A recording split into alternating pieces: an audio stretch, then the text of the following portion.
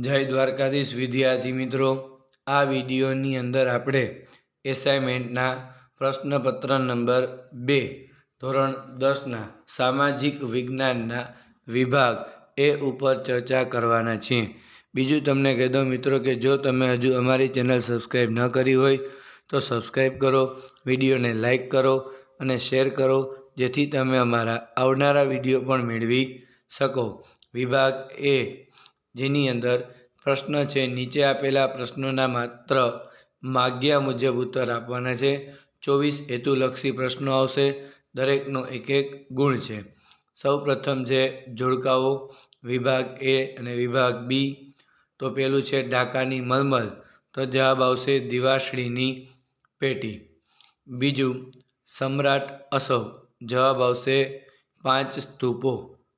ત્રીજું જંગલોનું નષ્ટ થવું, જવાબ આવશે નિર્વિનીકરણ. ચોથું સૌર ઉર્જા પ્લાન્ટ, જવાબ આવશે માધોપુર. પાંચમું ઇજારાશાહીને વેગ મળ્યો, જવાબ આવશે ખાનગીકરણ. ઓકે મિત્રો, આ જોડકાઓ પૂર્ણ થયા. હવે છે નીચેના વિધાનો ખરા છે કે ખોટા તે જણાવો. એમાં છઠ્ઠું, મોહેંજો-દડોની નગર રચનાનું વિશિષ્ટ લક્ષણ તેની ગટર યોજના છે. આ વિધાન કેવું છે મિત્રો? ખરું. સાતમું, ભવભૂતિ લિખિત હર્ષચરિત સમ્રાટ હર્ષવર્ધનનું જીવનચરિત છે.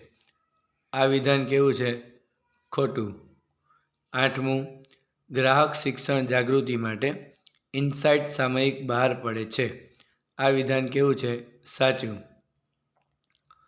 નવમું, ભારત ઉચ્ચ માનવ વિકાસવાળા દેશની શ્રેણીમાં સામેલ છે. આ વિધાન કેવું છે? ખોટું. અને 10મું, સાંપ્રદાયિકતા દૂર કરવાનું અસરકારક કાર્ય બંધારણ કરી શકે છે. આ વિધાન પણ કેવું છે? ખોટું. ઓકે મિત્રો, તો 5 હતા એ ખરા ખોટાના વિધાન. પહેલાં 5 હતા જોડકાઓ, પછી ખરા ખોટાઓ.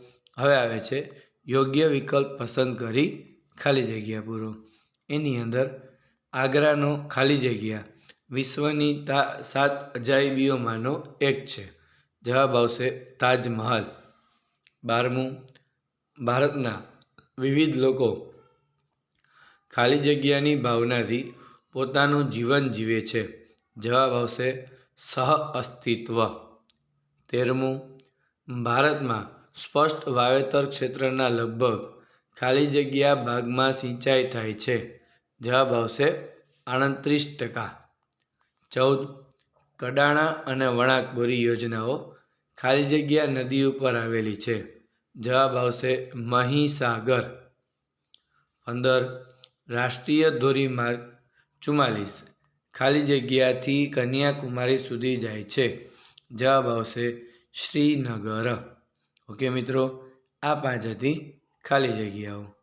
પછી છે નીચેના પ્રશ્નો માટે આપેલા વિકલ્પોમાંથી સાચો વિકલ્પ પસંદ કરીને લખો.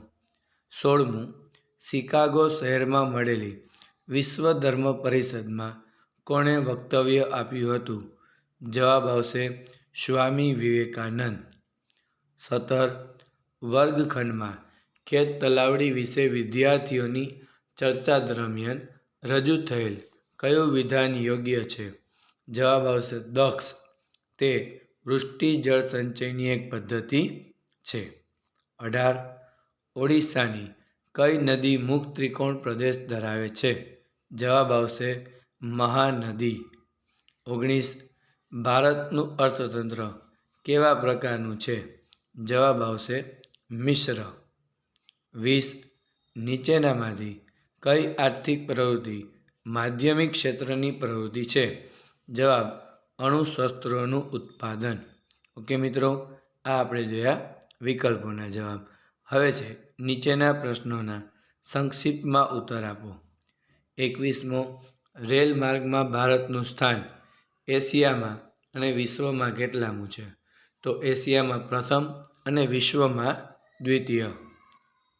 22, ગુજરાતમાં કઈ કઈ મુખ્ય પાઇપલાઇન છે? ગુજરાતમાં કલોલથી કોયલી અને સલાયાથી મથુરા વગેરે મુખ્ય પાઇપલાઇનો છે. 23, ઉત્પાદનનું કુદરતી સાધન કયું છે? જવાબ આવશે જમીન. 24.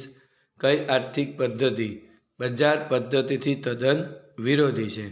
જવાબ આવશે સમાજવાદી પદ્ધતિ. ઓકે મિત્રો, આ આપણે ચર્ચા કરી પ્રશ્નપત્ર નંબર 2 ના વિભાગ એ ઉપર. આ રીતે બીજા પ્રશ્નપત્રના જવાબો માટે અમારી ચેનલ લાઈક કરો, શેર કરો અને સબસ્ક્રાઈબ કરો. જય દ્વારકાધીશ.